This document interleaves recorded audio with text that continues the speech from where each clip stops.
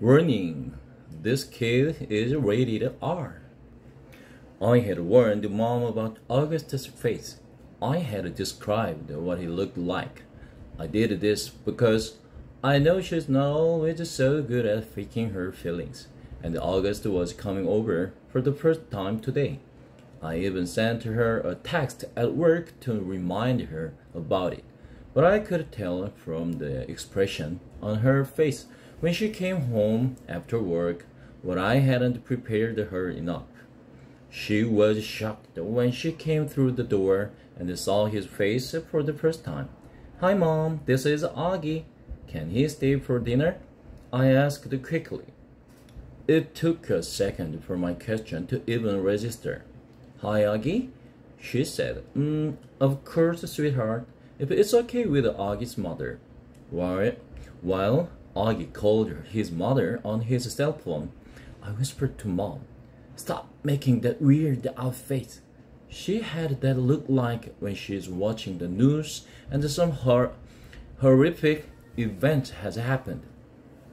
She nodded quickly, like she hadn't realized she was making a face, and was really nice and normal to Augie afterward. After a while, Augie and I got tired of working on our projects and went to hang out in the living room. Augie was looking at the pictures on the mantel, and he saw a picture of me and Daddy.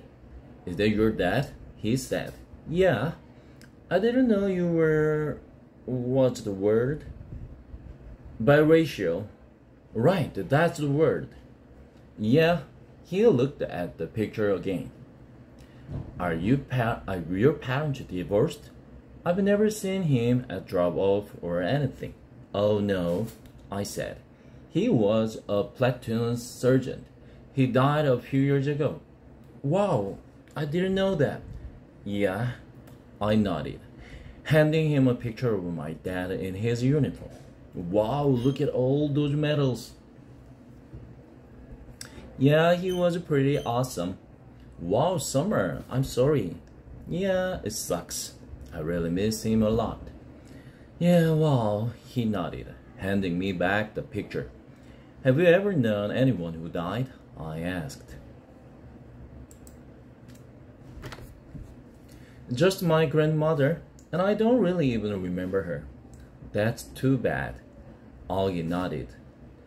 "You ever wonder what happens to people when they die?" I asked. He shrugged. "Not really. I mean, I guess they go to heaven. That's where my grands went." "I think about it a lot," I said. "I think when people die, their souls go to heaven, but just for a little while.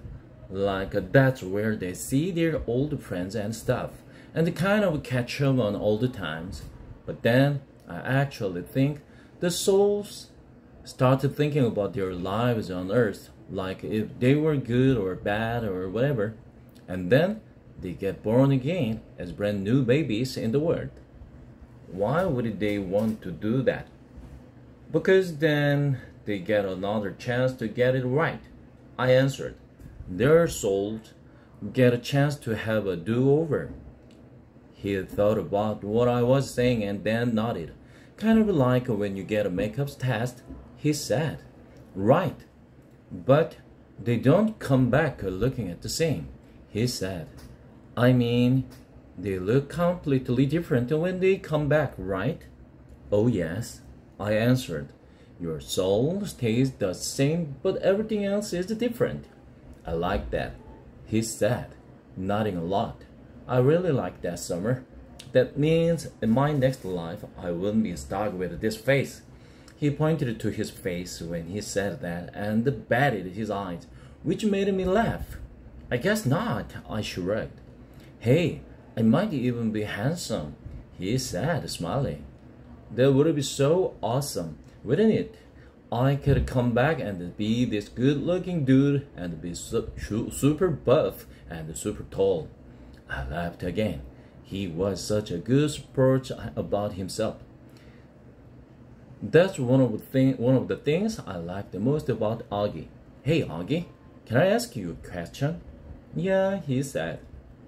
Like he knew exactly what I wanted to ask. I hesitated. I've been wanting to ask him this for a while, but I've always lost the guts to ask.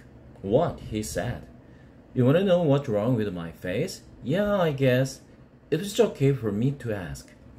He shrugged. I was so relieved that he didn't seem mad or sad.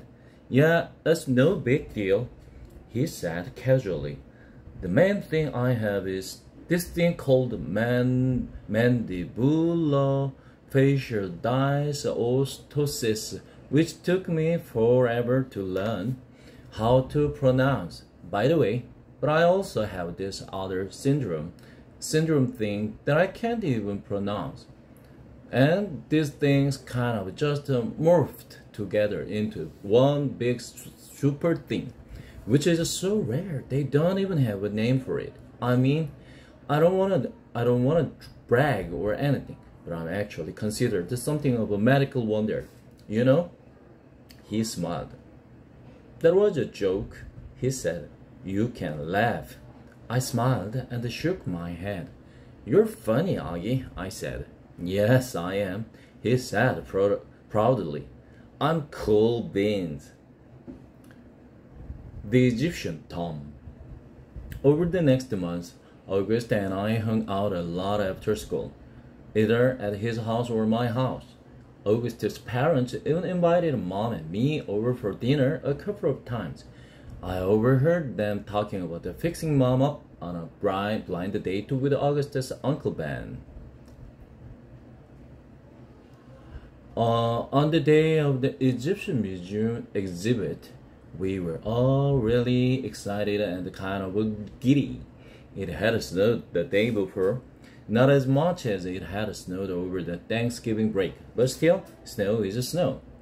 The gym was turned into a giant museum, with everyone's Egyptian artifact displayed on a table with a little caption card explaining what the thing was. Most of the artifacts were really great, but I have to say I really think mine and Augustus were the best. My sculpture of Anubis looked pretty real, and I had even used a real good paint on it, and August had made his step pyramid out of sugar cubes. It was 2 feet high and 2 feet long, and he had spray painted the cubes with his kind of a fake sand paint or something. It looked so awesome. We all dressed up in Egyptian costumes. Some of the kids were Indiana Jones type archaeologists. Some of them dressed up like pharaohs. August and I dressed up like mummies. Our faces were covered except for 2 little holes for the eyes and 1 little hole for the mouth. When the parents showed up, they all lined up in the hallway in front of the gym. Then we were told we could go get our parents, and each kid got to take his or her parent on a flashlight tour through the dark gym. Augusta and I took our moms around together. We stopped at each exhibit, explaining what it was, talking in whispers, answering questions. Since it was dark, we used our flashlights to illuminate the artifacts while we were talking. Sometimes, for dramatic effect, we would hold the flashlight under our chins while we were explaining something in detail. It was so much fun, hearing all these whispers in the dark, seeing all the lights zigzagging around the dark room. At one point, I went over to get a drink at the water fountain. I had to take the mummy wrap off my face. Hey, Summer, said Jack, who came over to talk to me. He was dressed like the man from the mummy. Cool costume, thanks. Is the other mummy August? Yeah. Hey, do you know why August is mad at me? I nodded. Can you tell me? No. He nodded. He seemed bummed. I told him I wouldn't tell you. I explained. It's so weird, he said. I have no idea why he's mad at me all of a sudden. None, can't you at least give me a hint? I looked over at where August was across the room, talking to our moms. I wasn't about to break my solid oath that I wouldn't tell anyone about what he overheard at Halloween, but I felt bad for Jack. Bleeding scream, I whispered in his ear, and then walked away.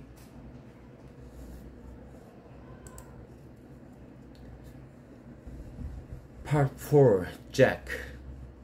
Now here is my secret. It is very simple. It is only with one's heart that one can see clearly. What is essential is invisible to the eye. And Anthony de Saint-Exupéry, The Little Prince. The call. So in August,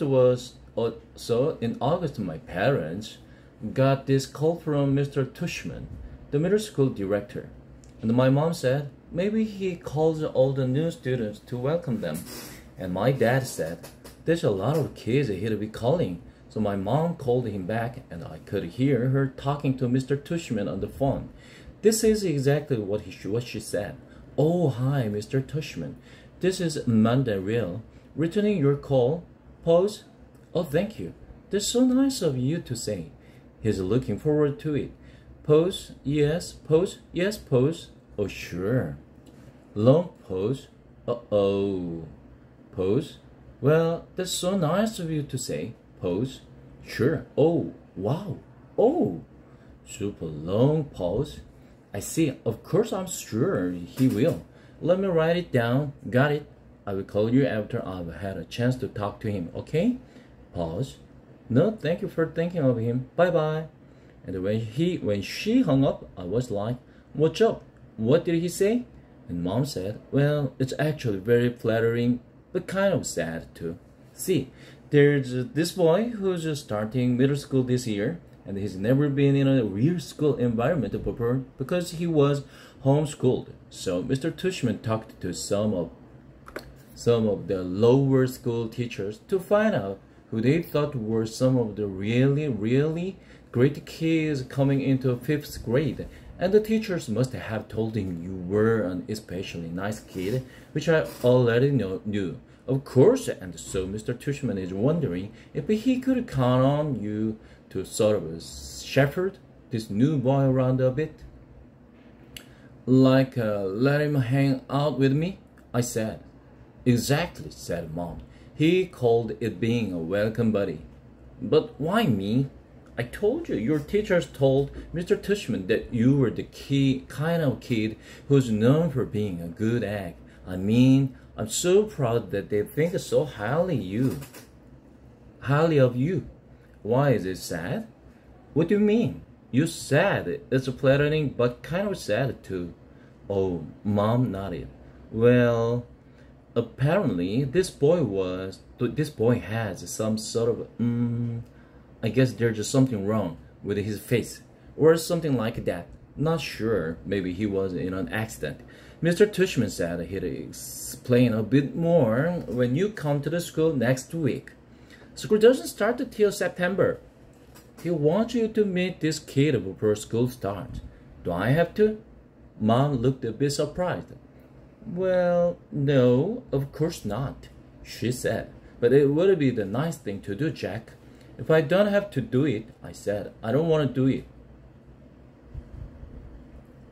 Can you at least think about it? I'm thinking about it, and I don't want to do it. Well, I'm not going to force you, she said. But at least think about it some more, okay? I'm not calling Mr. Tushman back until tomorrow. So just to sit with it a bit. I mean, Jack, I really don't think it's that much to ask that you spend a little extra time with some new kid. It's not just that he's a new kid, Mom. I answered. He's deformed. That's a terrible thing to say, Jack. He is, Mom. You don't even know who it is. Yeah, I do, I said, because I knew the second she started talking about him that it was that kid named August.